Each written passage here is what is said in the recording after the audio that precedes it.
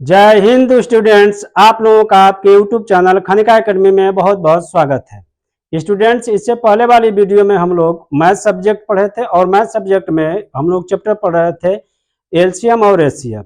तो उस वीडियो में, इससे पहले वाली वीडियो में हम लोग क्या पढ़े थे, एलसीएम के बारे में जाने थे कि एलसीएम किसको कहते हैं और एलसीएम के अंतर्गत क्या क्या चीजें आती हैं, उसके बारे में हम लोग जाने थे। तो स्टूडेंट्स, इससे पहले वाली वीडियो में हम लोगों ने एलसीएम को पढ़ा। आज हम लोग क्या करेंगे, एचसीएफ के बारे में जानेंगे कि एचसीएफ किसे कहते हैं, एचसीएफ में क्या क्या चीजें आती हैं। तो स्टूडेंट्स, क्योंकि देखिए मैथ का ये इतना इंपॉर्टेंट चैप्टर है एलसीएम और एचसीएफ कि इसमें क्या होता है, हर कॉम्पिटिटिव एग्जाम में इससे संबंधित क्या होते हैं, ये आपके क्वेश्चन पूछे जाते हैं। चाहे कोई भी आप कॉम्पिटिटिव एग्जाम देंगे, हर कॉम्पिटिटिव एग्जाम में क्या होगा स्टूडेंट्स, इससे क्वेश्चन पूछे जाएंगे। इससे पहले वाले वीडियो में हम लोग एलसीएम के बारे में पढ़ चुके हैं। आज हम लोग क्या करेंगे, एचसीएफ के बारे में पढ़ेंगे कि एचसीएफ किसे कहते हैं और एचसीएफ के अंतर्गत क्या क्या चीजें आती हैं। जैसा कि स्टूडेंट्स यहाँ पे लिखा गया है कि हाईएस्ट कॉमन फैक्टर यानी कि महत्तम समापवर्तक। ठीक, तो आज हम लोग क्या करेंगे, इसके बारे में जानेंगे कि एचसीएफ किसे कहेंगे और एचसीएफ के अंतर्गत क्या क्या चीजें आएंगी, सब कुछ हम लोग स्टूडेंट्स क्या करेंगे, जानेंगे। ठीक, तो अब देखिए यहाँ पे लिखा गया है कि महत्तम समापवर्तक, इसको कहते हैं हाईएस्ट कॉमन फैक्टर। ठीक, तो हाईएस्ट कॉमन फैक्टर होता क्या है, इसके अंतर्गत चीजें क्या क्या आती हैं, उस सारी चीजों के बारे में क्या करेंगे, हम लोग अध्ययन करेंगे, पढ़ेंगे। स्टूडेंट्स देखिए, अगर कभी भी हम लोग क्या करते हैं, जैसे कभी कभार होता है कि महत्तम समापवर्तक कहते हैं, हम लोग कहते हैं कि लघुत्तम समापवर्तक। लघुत्तम समापवर्तक होता नहीं है, लघुत्तम समापवर्त होता है और महत्तम समापवर्तक होता है। तो आज हम लोग क्या करेंगे, महत्तम समापवर्तक के बारे में जानेंगे। अब देखिए, महत्तम समापवर्तक में हाईएस्ट कॉमन फैक्टर में क्या क्या चीजें आती है, जिसको जान लेंगे हम लोग तो क्या होगा, क्वेश्चन को सॉल्व करेंगे तो हम लोगों को बहुत आसानी हो जाएगा। स्टूडेंट्स, इसमें पहला जो पॉइंट आता है कि हाईएस्ट कॉमन फैक्टर क्या होता है, वो तो बाद में देखा जाएगा, लेकिन इसमें भी और एक दो शब्द आते हैं जो क्या होता है, जिसको जान लेना बहुत जरूरी होता है। इसमें आता है पहला कि अपवर्तक किसे कहते हैं। अपवर्तक किसे कहते हैं, जिसको कहते हैं फैक्टर। ठीक स्टूडेंट्स, इसमें एक शब्द आता है कि अपवर्तक यानी कि फैक्टर किसे कहते हैं। अपवर्तक आप कहेंगे किसे, या अपवर्तक का मतलब क्या होगा। चलिए इसको एक एग्जांपल के थ्रू आपको हम समझा रहे हैं कि अपवर्तक का मतलब क्या होगा। जैसे मान के चलिए कि कोई संख्या दी गई है। ठीक, कोई संख्या आपने दे दिया, सपोज जैसे दे दिया आपने 18 दे दिया, 18 यहाँ पे है। अब 18 किससे किससे विभाजित हो जाएगा। अब देखिए 18 का यहाँ पे अभाज्य गुणनखंड की बात नहीं की जा रही है कि अब 18 का अभाज्य गुणनखंड बताइए, नहीं, यहाँ पे उसके अभाज्य गुणनखंड की बात तो की नहीं जा रही है। बस यहाँ पे यह देखा जा रहा है कि 18 किन किन संख्याओं से क्या होगा, विभाजित होगा। अपवर्तक को जानना हम लोगों को, तो अपवर्तक में हम लोग क्या करेंगे, अपवर्तक को जानने के लिए अब देखिए यहाँ पे आपको एक एग्जाम्पल दिया गया है। एग्जाम्पल क्या है कि 18 दिया गया, 18 किन किन संख्याओं से विभाजित होगा। तो 18 क्या होगा, 1 से भी विभाजित होगा, 2 से भी विभाजित होगा, 3 से भी विभाजित होगा, और स्टूडेंट 6 से भी विभाजित होगा, 9 से भी विभाजित होगा, और क्या होगा, 18 से भी विभाजित होगा। क्लियर। अब देखिए यहाँ पे समझ में आ रही होगी बात, जो हम बता रहे हैं वो बात समझ में आ रही होगी। अब यहाँ पर ये देखना है कि कोई एक संख्या क्या की गई, दी गई कोई एक संख्या, हम क्या दिए, यहाँ पर 18 दिए। अब 18 दिया गया तो 18 किन किन संख्याओं से विभाजित हो जाएगा। तो 18 क्या होगा, 1 से भी विभाजित हो जाएगा, 2 से भी विभाजित हो जाएगा, 3 से भी विभाजित हो जाएगा, 6 से भी विभाजित हो जाएगा, 9 से भी विभाजित हो जाएगा, और 18 से भी विभाजित हो जाएगा। ठीक, तो 18 किन किन संख्याओं से विभाजित हो रहा है, 18 इन सभी संख्याओं से विभाजित हो रहा है। तो ये सब क्या कहलाएंगी, 18 की क्या कहलाएंगी, अपवर्तक कहलाएंगी। स्टूडेंट्स, ये सभी संख्याएं क्या कहलाएंगी, अपवर्तक कहलाएंगी। अब देखिए स्टूडेंट्स, एक चीज थोड़ा सा हम आप लोगों को क्लियर कर दें, ये जो चैप्टर हम लोग पढ़ रहे हैं एलसीएम और एचसीएफ, तो इसमें थोड़ा सा हम क्लियर कर दें बात को। देखिए, महत्तम समापवर्तक उसे कहते हैं जो विभाजित करता है। महत्तम समापवर्तक क्या करेगा, किसी संख्या को विभाजित करेगा। लघुत्तम समापवर्तक क्या करेगा, किसी संख्या से विभाजित होगा, या एक संख्या से हो या 2-3 संख्याओं से विभाजित होगा। तो एलसीएम क्या होगा, एलसीएम कई संख्याओं से विभाजित होता है, और एचसीएफ क्या करता है, कई संख्याओं को विभाजित करता है।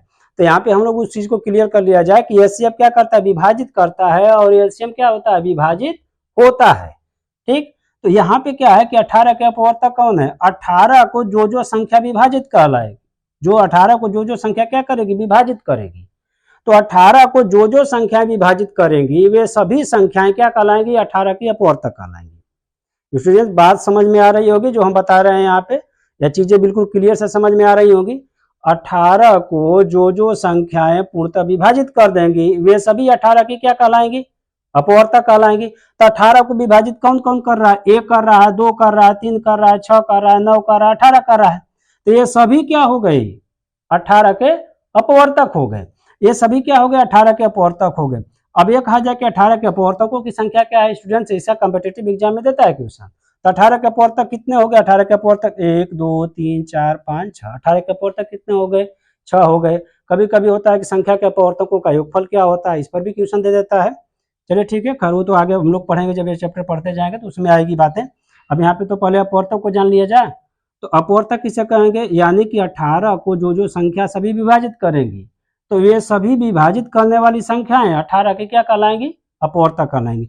चलिए एग्जाम्पल के रूप में और एक संख्या कोई ले लिया जाए, जैसे मान के चलिए सपोज दैट यहाँ पे ले लिया गया 20। तो 20 के अपवर्तक क्या होंगे, 20 को कौन कौन संख्या विभाजित करेगी, तो 20 को जो संख्याएं विभाजित करेंगी वे सभी 20 की क्या कहलाएंगी, अपवर्तक कहलाएंगी। तो 20 के अपवर्तक क्या हो गए, 1 हो गया, 20 किससे कटेगा, 2 से भी कटेगा, और किससे कटेगा, 4 से भी कटेगा, और किससे कटेगा, 5 से भी कटेगा, और किससे कटेगा, 10 से भी होगा, और किससे विभाजित हो जाएगा, 20 से भी विभाजित हो जाएगा। तो 20 किससे किससे विभाजित हो रहा है, 1 से विभाजित हो रहा है, 2 से विभाजित हो रहा है, 4 से विभाजित हो रहा है, 5 से विभाजित हो रहा है, 10 से विभाजित हो रहा है, और 20 से विभाजित हो रहा है। तो ये सभी क्या हो गए, ये सभी क्या कहलाएंगे, 20 के अपवर्तक कहलाएंगे। ये सभी क्या कहलाएंगे, 20 के अपवर्तक कहलाएंगे स्टूडेंट्स। अब चीजें बिल्कुल क्लियर समझ में आ गई होंगी।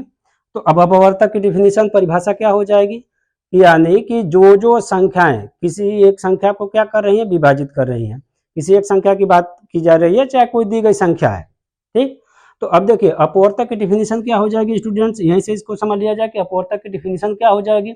अपवर्तक की डिफिनीशन क्या होगी कि अगर कोई संख्या दी गई है, ठीक, दी गई संख्या को, यहाँ पे दी गई संख्या 18 है, 20 है, ठीक। तो दी गई संख्या को जो संख्याएं क्या करती हैं, विभाजित करती हैं। दी गई संख्या को जो संख्याएं पूर्णतः क्या करेंगी, विभाजित करेंगी, तो वे विभाजित करने वाली सभी संख्याएं उस दी गई संख्या की क्या कहलाएंगी, अपवर्तक कहलाएंगी। स्टूडेंट्स क्लियर हो गया होगा कि दी गई संख्या को जो संख्याएं पूर्णतः विभाजित करेंगी वे सभी क्या कहलाएंगी, दी गई संख्या की क्या कहलाएंगी स्टूडेंट्स, अपवर्तक कहलाएंगी। तो यहाँ पे चीजें बिल्कुल क्या हो गई होगी स्टूडेंट्स, क्लियर आपको समझ में आ गई होगी, ठीक। अब इसके आगे हम लोग पढ़ेंगे। अब देखिए बिल्कुल आसान तरीके से आपको बताया जाएगा, ये नहीं कि बिल्कुल इतना हवा बना दिया जाए उसको कि ये हो जाएगा वो हो जाएगा, कुछ नहीं स्टूडेंट। पहले हर कॉन्सेप्ट को समझिए, कॉन्सेप्ट को समझते रहेंगे तो बिल्कुल आसानी से क्लियर सब कुछ हो जाएगा। हमें उम्मीद होगी कि आप लोग क्या किए, अपवर्तक को समझ गए होंगे। अब देखिए स्टूडेंट्स यहाँ पे दूसरा क्या आता है, इसमें एक समापवर्तक किसे कहते हैं, समापवर्तक, ठीक। समापवर्तक किसे कहते हैं, इसको कहा जाता है कॉमन फैक्टर, ठीक है स्टूडेंट्स, जिसको क्या कहते हैं, कॉमन फैक्टर कहते हैं, जिसको समापवर्तक कहते हैं हिंदी में। अब देखिए अभी तो हम लोग पढ़े अपवर्तक, अब क्या आ गया इसमें एक समापवर्तक, यानी कि समापवर्तक हम किसे कहेंगे। अब देखिए स्टूडेंट्स वहां पे कोई संख्या दी जा रही थी, तो एक संख्या दी जा रही थी ना। अब समापवर्तक में क्या होगा, एक संख्या नहीं दी जाएगी, कोई क्या होगा, 2 या 2 से अधिक संख्या दी जाएगी। एक चीज समझ लीजिए, अपवर्तक में एग्जाम्पल के रूप में क्या हो गया था, एक ही संख्या दी गई थी। समापवर्तक में क्या होता है कि समापवर्तक में अगर 2 या 2 से अधिक संख्याएं दी गई हैं तो वे 2 या 2 से अधिक संख्याओं को जो संख्याएं विभाजित करेंगी वे दी गई दोनों संख्याओं की 2 या 2 से अधिक संख्याओं की क्या कहलाएंगी, समापवर्तक कहलाएंगे। जैसे एग्जाम्पल के रूप में अगर 12 ले लिया जाए, ठीक, तो 12 के पहले इसका फैक्टर निकाल लिया जाए, इसका यानी कि आप अपवर्तक निकाल लीजिए, ठीक। समापवर्तक तो पढ़ेंगे ही हम लोग, पहले 12 के हम लोग क्या करें, अपवर्तक निकाल लें। अपवर्तक का मतलब क्या होगा कि 12 को कौन कौन सी संख्याएं विभाजित करेंगे उन सभी को लिखेंगे। तो 12 को 1 विभाजित करेगा, 2 विभाजित करेगा, 3 विभाजित करेगा, 4 विभाजित करेगा, 6 विभाजित करेगा, और कौन विभाजित करेगा स्टूडेंट्स, 12 विभाजित करेगा। अब यहाँ पे एक एग्जाम्पल क्या ले लिए, 18 ले लिए। 18 के पहले क्या कीजिए, आप अपवर्तक निकालिए, उसके बाद समापवर्तक तो हम जान ही लेंगे। 18 के अपवर्तक क्या हो गया स्टूडेंट्स, 1 हो गया, 2 हो गया, 3 हो गया, 3 के बाद क्या हो गया, 6 हो गया, 6 के बाद क्या हो गया, 9 हो गया, और क्या हो गया स्टूडेंट्स, 18। ठीक, आप देखिए समापवर्तक में क्या होगा, एक से अधिक संख्या, 2 या 2 से अधिक संख्या लेंगे। अपवर्तक में क्या होगा, एक ही संख्या ली गई थी। तो समापवर्तक में क्या हो गया, 2 या 2 से अधिक संख्या दी गई है। पहले दोनों का हम लोग क्या किया, अपवर्तक निकाल लिए। अब दोनों का अपवर्तक निकाल लेंगे तो अब ये चीज देखेंगे कि दोनों में क्या है, दोनों में कॉमन कौन कौन सी चीजें हैं, दोनों में कॉमन कौन कौन सी संख्याएं इनमें दोनों में कॉमन है। तो यहाँ पे स्टूडेंट्स देखिए, यहाँ पे क्या है, दोनों में 1 कॉमन हो गया, ये क्या हो गया, 2 कॉमन हो गया स्टूडेंट्स, यहाँ पे क्या हो गया, 3 कॉमन हो गया, और यहाँ पे क्या है, 6 है दिया है, तो 6 कॉमन हो गया। अब देखिए 12 और 18 को दोनों को एक साथ कौन कौन संख्याएं विभाजित करेंगे। अगर क्या हो गया कि 2 या 2 से अधिक संख्याएं दी गई हैं, तो उन 2 या 2 से अधिक संख्याओं को एक साथ जो संख्याएं विभाजित करेंगी वे उन सभी संख्याओं की क्या कहलाएंगी, समापवर्तक कहलाएंगी। अब 12 और 18 के अपवर्तक आपने निकाला तो अलग अलग था, अब 12 और 18 के अब सब समापवर्तक लेंगे तो 12 और 18 के अपवर्तकों में दोनों के अपवर्तकों में जो मिल रहा है वो क्या होगा, 12 और 18 का समापवर्तक होगा। तो 12 के अपवर्तकों में 1 मिल रहा है, दोनों में 2 मिल रहा है, दोनों में 3 मिल रहा है, दोनों में 6 मिल रहा है। तो अब स्टूडेंट्स ये क्या कहलाएंगी, सभी संख्याएं 12 और 18 की क्या कहलाएंगी स्टूडेंट्स, ये क्या कहलाएंगी, समापवर्तक, कॉमन फैक्टर। स्टूडेंट्स अब बात समझ में आ गई। चलिए ठीक है, फिर आपको एक बार रिपीट कर देते हैं। अब देखिए पहले हम लोग क्या किए, 12 और 18 के अपवर्तक निकाले। अब इन अपवर्तकों में कौन कौन सी संख्याएं कॉमन है, तो इन दोनों के अब अलग अलग अपवर्तकों में जो संख्या कॉमन होगी वही क्या होगी, 12 और 18 की समापवर्तक कहलाएंगी। अब यहाँ पे क्या हो गया, 12 और 18 को दोनों को एक साथ कौन कौन संख्याएं विभाजित कर रही है, दोनों को एक साथ क्या है स्टूडेंट्स, 1 विभाजित कर रहा है, 2 विभाजित कर रहा है, 3 विभाजित कर रहा है, 6 विभाजित कर रहा है। तो दोनों को एक साथ क्या होगा कि दोनों को 1, 2, 3 और 6 विभाजित कर रहे हैं, तो 12 और 18 के समापवर्तक क्या कहलाएंगे, 1, 2, 3 और 6 होंगे। 1, 2, 3 और 6 क्या होंगे, 12 और 18 के समापवर्तक होंगे। ठीक है स्टूडेंट, अब चलिए ठीक है एक एग्जाम्पल और ले लिया जाए। देखिए ज्यादा कुछ घबराने की जरूरत नहीं है स्टूडेंट्स, आप चीजों को बिल्कुल क्लियर तरीके से समझते जाइए। मेरी भी प्राथमिकता है कि मैं चीजों को कितना क्लियर तरीके से आपको स्पष्ट शब्दों में आपको क्या करूं, समझा सकूं। चलिए प्रयास तो किया जाएगा, देखते हैं आपको कितना समझ में आ जाता है। जैसे एक संख्या ले ली गई क्या, 10 ले ली गई, 10 के पहले क्या कीजिए, आप अपवर्तक निकालिए, 1 हो गया, 2 हो गया, 5 हो गया, 10 हो गया। अगर यहीं पे क्या किया जाए, 20 ले लिया जाए, तो 1 हो गया, 2 हो गया, इसके अपवर्तक 4 हो गया, 5 हो गया, 10 हो गया, और स्टूडेंट्स क्या हो गया, 20 हो गया इसके अपवर्तक। अब दोनों के अपवर्तकों में मिल क्या रहा है, 1 मिल रहा है, 2 मिल रहा है, और दोनों के अपवर्तकों में क्या है, 5 भी मिल रहा है, और यहाँ पे क्या है स्टूडेंट्स, 10 भी मिल रहा है। तो 10 और 20 के क्या हो जाएंगे, समापवर्तक कौन कौन से होंगे, 1 होंगे, 2 होंगे, और आपका स्टूडेंट्स क्या हो गया, 5 भी होगा, और यहाँ पे 10 भी होगा। ठीक, अब क्या होगा, 10 और 20 दोनों को एक साथ कौन कौन सी संख्याएं विभाजित कर रही हैं, 1, 2, 5 और 10 कर रही हैं। तो ये 10 और 20 की क्या हो गई स्टूडेंट्स, समापवर्तक।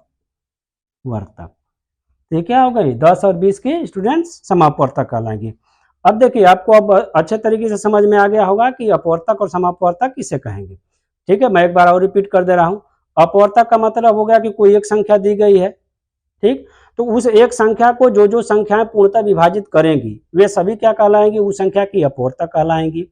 समापवर्तक में क्या होगा, 2 या 2 से अधिक संख्याएं दी जाएंगी। तो जब 2 या 2 से अधिक संख्याएं दी गई हैं तो उन 2 या 2 से अधिक संख्याएं जो दी गई हैं उन सभी संख्याओं को जो संख्याएं विभाजित करेंगे पूर्णतः वे सभी क्या कहलाएंगी, उन दोनों की या 2 से अधिक संख्याओं की क्या कहलाएंगी, समापवर्तक कहलाएंगी। चलिए ठीक है, यहाँ पे इसके डिफिनेशन को क्लियर कर दिया गया।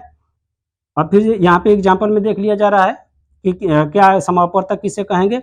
अब देखिए यहाँ पे दे दिया गया कि 10 और 20 दोनों को एक साथ जो संख्याएं क्या करेंगी, पूर्णतः विभाजित करेंगी वे सभी 10 और 20 की समापवर्तक कहलाएंगी। तो यहाँ पे 10 और 20 को एक साथ कौन विभाजित कर रहा है, 1 कर रहा है, 2 कर रहा है, 5 कर रहा है और 10 कर रहा है। तो एक सभी क्या कहलाएंगी, 10 और 20 के स्टूडेंट समापवर्तक कहलाएंगी। तो मुझे उम्मीद होगी कि ये सारी चीजें आपको अपवर्तक या समापवर्तक अच्छे से समझ में आ गया होगा। अब चलिए हम लोग अब क्या करें कि हाईएस्ट कॉमन फैक्टर किसे कहते हैं उसको समझ लिया जाए।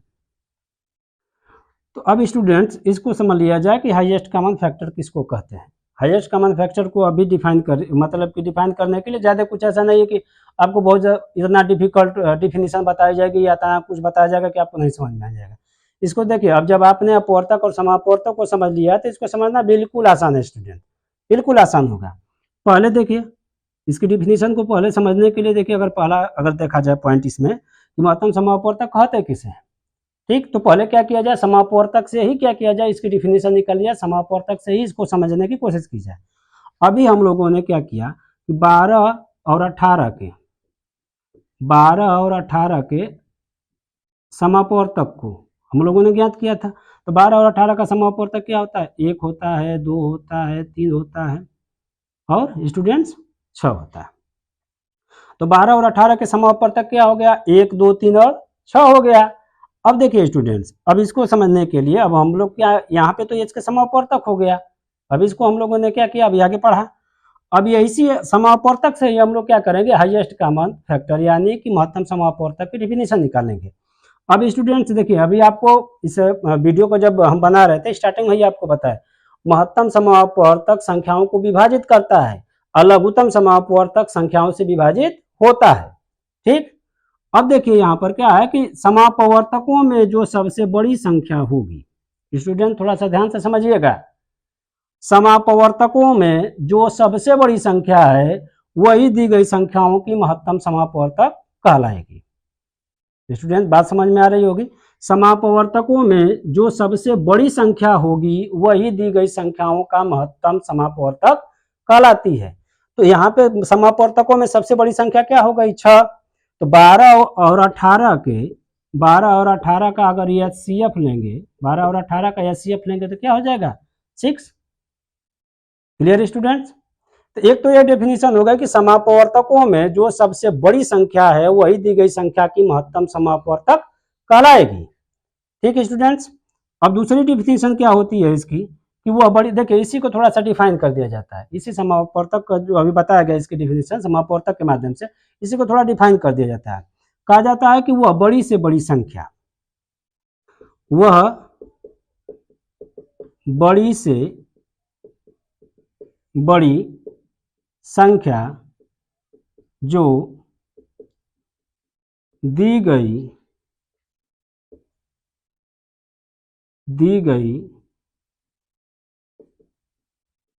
संख्याओं को, जो दी गई संख्याओं को विभाजित करती है उसे दी गई संख्याओं का महत्तम समापवर्तक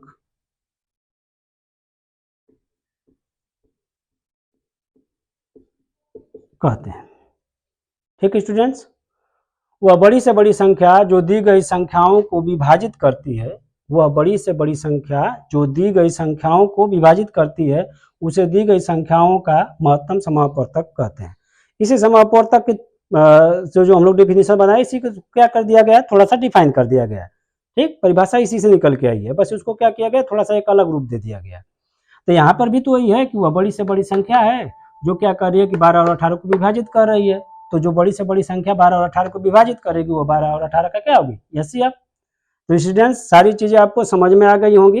बिल्कुल देखिए, मेरी कोशिश थी कि आपको कितना क्लियर तरीके से आसान शब्दों में बिल्कुल आपको बातों को क्लियर कर दिया जाए और बिल्कुल आसान तरीके से बिल्कुल आपको स्पष्ट शब्दों में क्या किया जाए, एचसीएफ को क्लियर किया जाए। तो अब देखिए स्टूडेंट्स, अगर मान के चलिए सपोज दैट कभी बताने में कभी भूल चूक हो जाती है, क्या कभी त्रुटि हो जाती है, लेकिन कोशिश यही रहती है कि आपको अच्छे से अच्छे कंटेंट प्रोवाइड कराया जाए और स्पष्ट भाषा में उन चीज़ों को क्या किया जाए, आपको बताया जाए कि आपको क्या हो जाए कि एक बार आप उसको जब देखें वीडियो या एक बार जब उसको पढ़ें तो दोबारा आपको पढ़ने की जरूरत ना हो। तो स्टूडेंट्स मेरी तो पूरी कोशिश रही है कि आपको यहाँ पे ये सारी चीज़ें बिल्कुल क्लियर अच्छे तरीके से समझ में आई गई होंगी। अब स्टूडेंट्स इससे आगे हम लोग भी बहुत सारा क्वेश्चन हल करेंगे, बहुत सारी चीज़ों को पढ़ेंगे। तो अब जो भी सारी चीज़ें पढ़ेंगे अब उसको अगले वीडियो में हम लोग पढ़ेंगे। तो स्टूडेंट्स बस आज इतना है।